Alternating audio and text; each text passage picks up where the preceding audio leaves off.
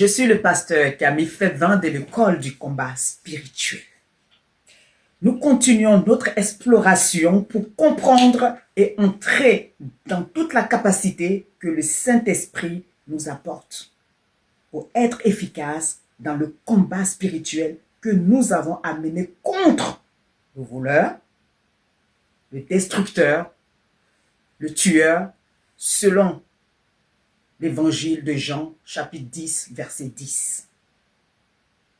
Dans un premier temps, nous parlerons de comment être comblé de la plénitude du Saint-Esprit selon Éphésiens 5, verset 17. Nous allons donner quelques pistes de travail. Que veut dire être comblé de la plénitude de Dieu?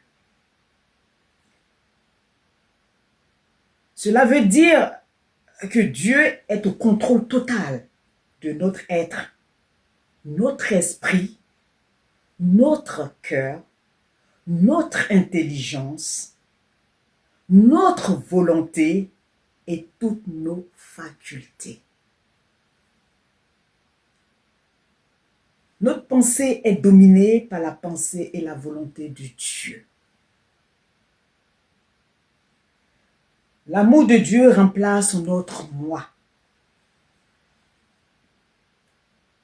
Lorsque nous nous abandonnons totalement à lui, le Saint-Esprit agit en nous pour sa puissance et son pouvoir. Par les Saintes Écritures, nous apprenons que la parole de Dieu est l'épée de l'Esprit, selon Éphésiens 6, verset 17. La parole de Dieu est aussi la sémence que l'Esprit sème et vivifie, selon Luc, chapitre 8, verset 11, 1 Pierre 1, verset 23.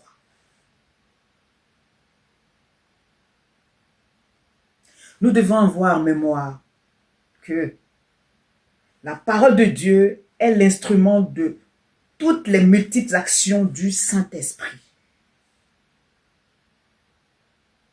Par conséquent, si nous voulons que le Saint-Esprit agisse dans nos cœurs, nous devons étudier la parole de Dieu. Si nous voulons qu'il agisse dans le cœur des autres, nous devons leur transmettre la parole de Dieu. Parlons de l'épée de l'esprit. La parole est au service du Saint-Esprit qui doit s'en servir, car lorsqu'il utilise son épée, sa véritable trempe, son tranchant et sa puissance se manifestent.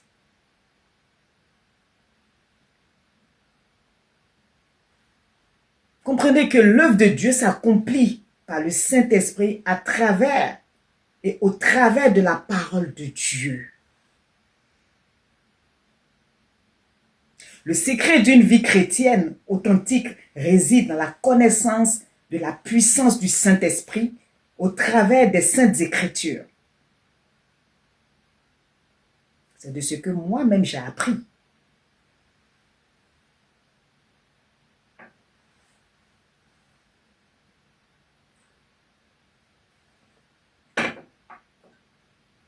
Autrement dit, user de la parole de Dieu par la puissance du Saint-Esprit,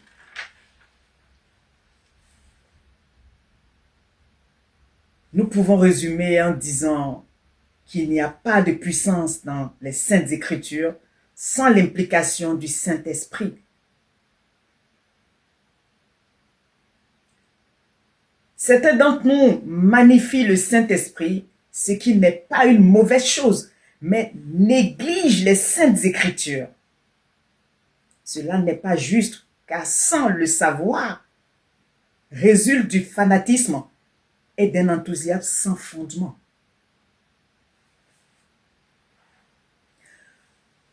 D'autres parmi nous, par contre, cherchent à magnifier la parole de Dieu et ignorant largement le Saint-Esprit qui en est le maître d'orchestre. Cela n'est pas juste non plus. Vous voyez bien que ces attitudes conduisent à une orthodoxie morte et à une vérité sans vie ni puissance.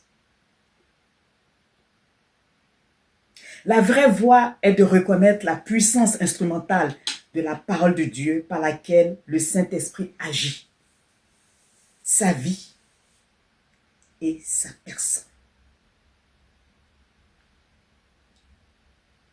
Dans un deuxième point, nous allons voir quel est l'intérêt pour nous de comprendre que la puissance de Dieu se manifeste par le Saint-Esprit.